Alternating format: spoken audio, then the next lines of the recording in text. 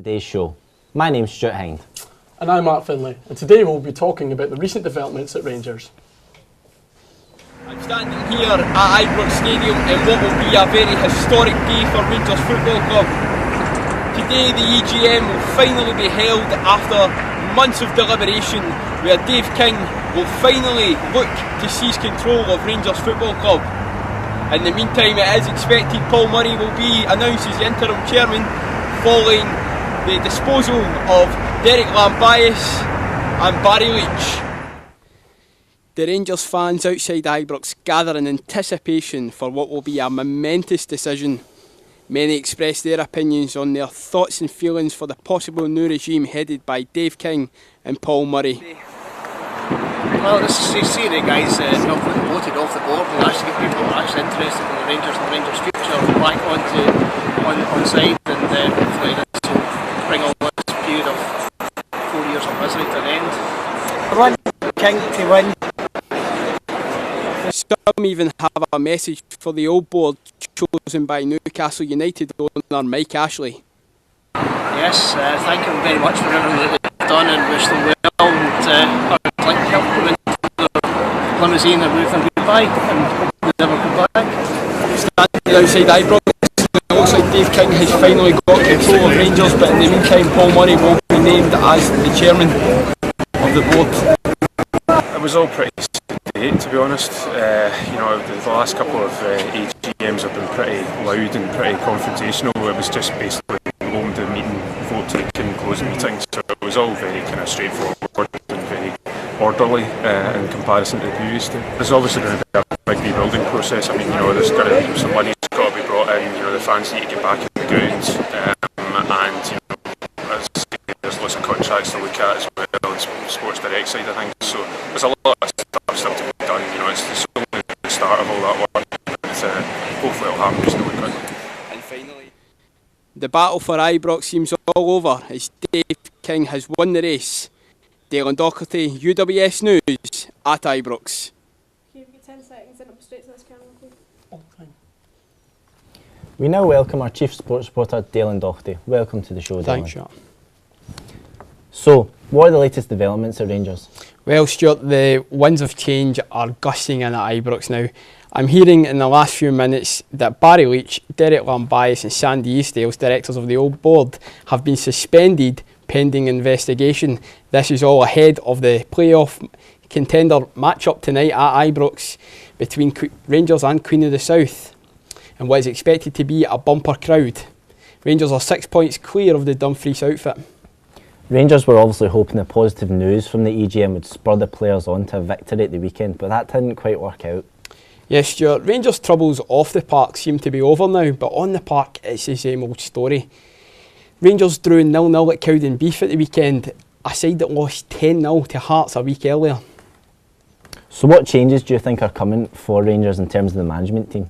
Well, current caretaker manager Kenny McDowell said in his press conference that he would welcome the return of the old management team Walter Smith and Ali McCoist, which would understandably lift the club and the fans.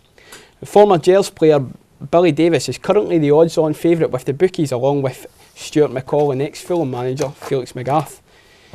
Magath has recently bought shares in the Ibrox club, and the ex-Fulham gaffer met with Dave King over the weekend to discuss the direction of the new board wants to go in.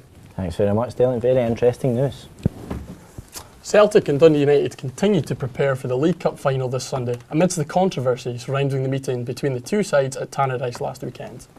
Both clubs are set to appeal decisions that took place during last Sunday's event, where Paul Payton and Virgil van Dijk were given their marching orders by the referee in the first half.